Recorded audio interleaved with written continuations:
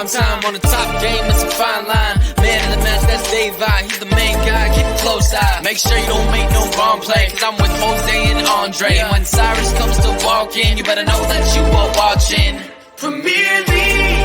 Daveye, tell what time we on, prime time. Let me hear you say Premier League. Daveye, tell what time we on, prime time.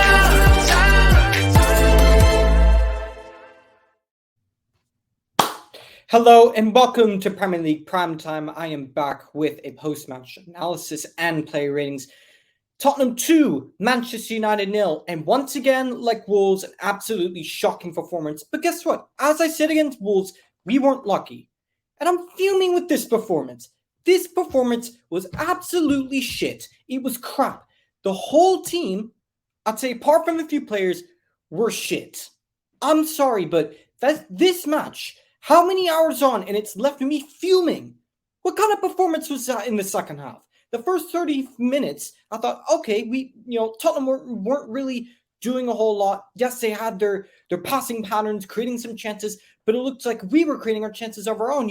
A couple of shots, Anthony hit the post, Rashford a few one-on-ones, Bruno Fernandes missing a wide open header. There were a couple chances in the game, but other than that, it was absolutely awful. Tottenham are by far the better side. You know what? Ange Postecoglou has got something truly, truly, truly special going on at Tottenham. And I think, if given the time and the players, it looks very reminiscent of Maurizio Pochettino in the way and the style of football he likes to play, this rock and roll sort of style of football. Whereas Manchester United, stagnant, pragmatic, counter-attacking. Once again, how on earth do you go into this match with the same 11 players that played in the Wolves game? How does that make any sense? You go into another match against better opposition, better quality, with the same 11 players. No changes to the personnel, no changes to the style of play, the game plan, nothing. Not a single thing was changed. Nothing. It was the same awful team performance. That football is a sackable offense. Erik ten Hag, you need to get your act together. ASAP. Because that was shocking. Honestly, shocking. The midfield, once again, Casemiro left on an island when it's 2v1, 3v1, 4v1. It was awful. The midfield battle today, the analogy that I would use would be something that I can't even say on camera in terms of how much we got dominated. Because that was shocking. I felt sorry for Casemiro. Because he, once again, was left on an island. Basuma, Papa Mate Sarr, and James Maddison had the time of their lives. The time of their lives! All the time in the world on the ball. The other two not coming in to help them. Brount is the new McFred. It's the new... How many times have I said it? But anyways, we're just going to go straight into the player rating. Starting with Andre Onana. Could not do anything about the first goal. He really can't do anything about the first goal. But the second goal, he probably could have done a little better. At the David De Gea goal, he probably would have saved that. But yes, it took a little deflection off of Lisandro Martinez. But you know what? It is what it is. But Onana was their best midfielder. And this is how important, how good of a signing Andre Onana is. Some of the balls that he was spreading out. One of the probably the most memorable one. The ball got played back to him, and he played a beautiful pass to Alejandro Garnacho, who of course fluffed his lines. But it was a brilliant ball nonetheless. And anyways, but Andre Onana and he made some very, very good saves. But Onana, he made a couple good saves, didn't have too much to do, but I'll give him an average 6. Right back, Wan-Bissaka, and similar to the Wolves game, just once again going forward. It's like a broken record. Just turn me into a broken record machine for how much and then what I say about Wan-Bissaka. The same old with Wan-Bissaka. Defensively decent, but going forward not good enough. He's just not good enough going forward, and it needs to be defensively better. Going forward needs to be better. It's poor, but definitely not the worst. But Wan-Bissaka, I will give him a 5. Quite average. Rafael Varane, It's very average by Rafael Varane standards, I do have to say. Very, very, very average from him. I'll give him I'll give him a 6. Lissandro, I thought his positioning was poor. Both of the goals, you could say he had a part to play. The first one, the deflection, put it on a plate for Pape Matar, and the second goal it's unfortunate, and it's really unfortunate. But at the same time, you have to take a look at that and say, if that ball is going anywhere close to you, just clear it out, clear the ball. If in doubt, kick it out. I know it hit off him, but he could have probably positioned himself a little bit better for that. But again, just another poor day at the office room. I'll give him a 4.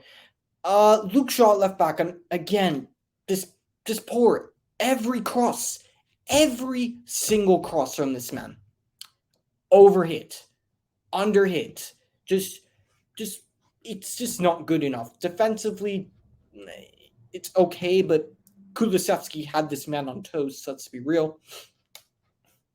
Just again, and this is the same issue that I have with Luke Shaw. I like Luke Shaw, but once again, when there's no competition, we all know what happens to Luke Shaw. Everyone knows what happens. He grows complacent, and it's the same old with Luke Shaw. So I'll give Luke Shaw a 4.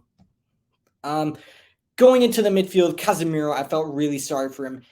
And of the 3 there, he was our most dangerous midfielder.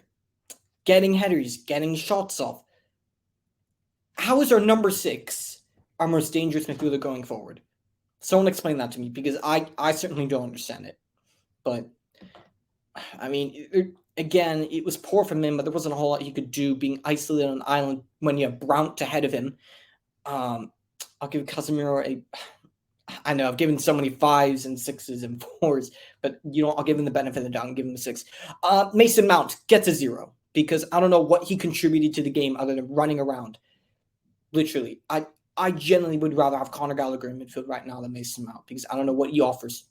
He doesn't offer anything, offers nothing at all. Someone tell me, please, someone tell me we have a receipt and do a little return to Chelsea and get our £60 million back from Mason Mount. Someone tell me we have the receipt for that. Because how long have I said it? How many options do we have in the summer for midfielders?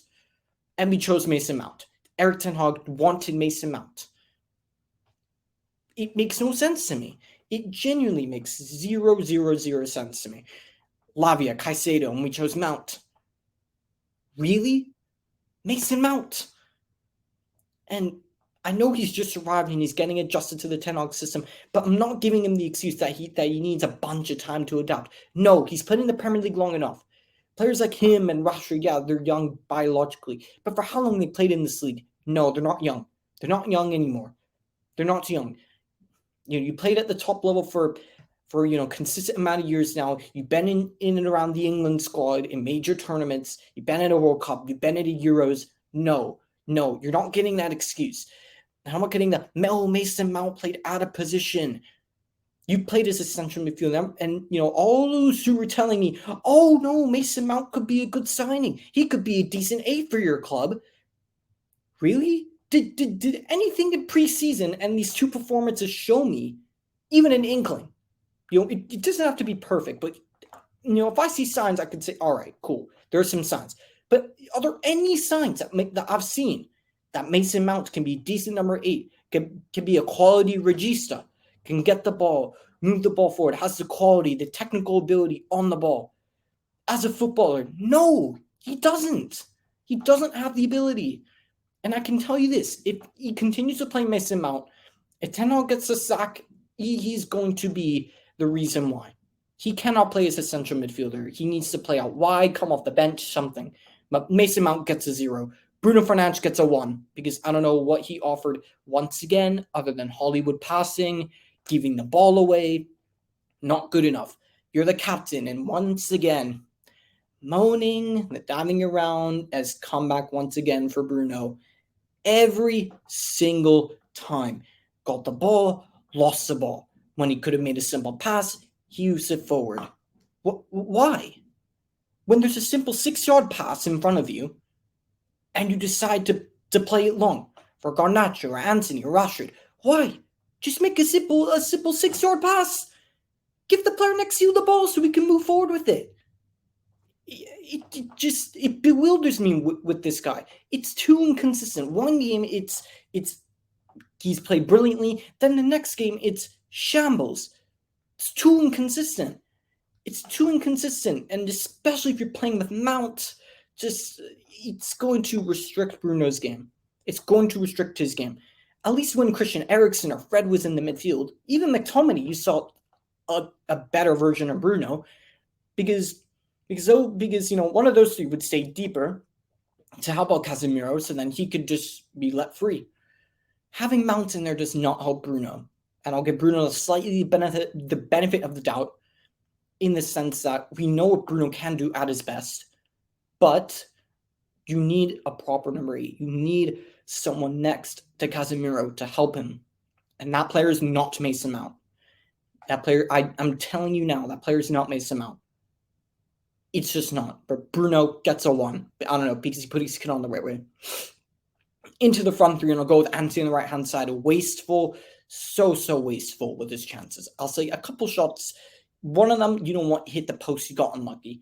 Fair enough. But once again, it's the same old Anthony once again. The world-class Brazilian fidget spinner, the Brazilian Kylie Minogue, as I've said, spinning around.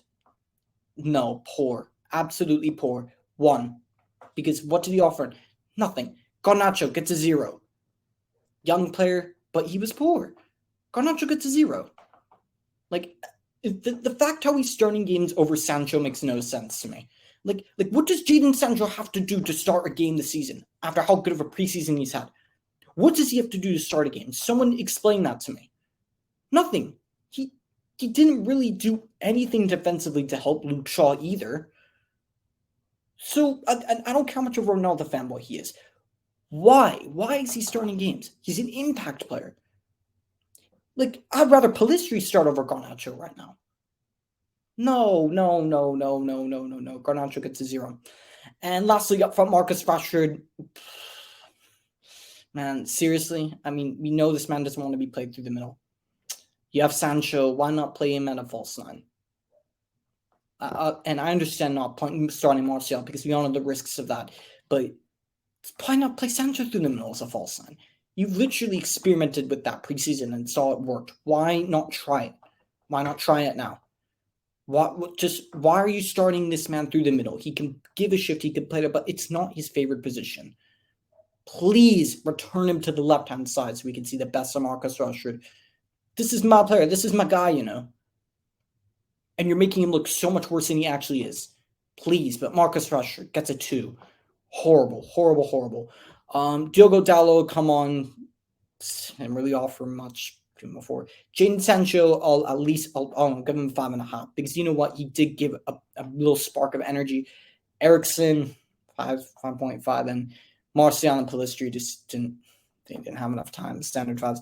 Eric Ten Hag gets a 1, because I don't know how on earth you're playing this brand of football, and why you desire to play this brand of football, number 1. And number 2, how you went into this game with the same 11 doesn't make any sense to me. So yeah, Eric Ten Hag, you need to fix up ASAP. You get a 1. Anyways, that's all I have to say. And where Manchester United go from here, they need to wake up. Seriously, they need to wake up. Anyways, this has been Daveye, and I'm out. Thank you so much for your time watching this, and let us know in the comments down below, what are your thoughts on the topics that have been in store in this feature of Premier League Primetime in the comments down below. Smash like on the video and subscribe to the channel, and be sure to check out our other platforms on Instagram, Spotify, and Apple Podcasts, and wherever you are watching this in the world.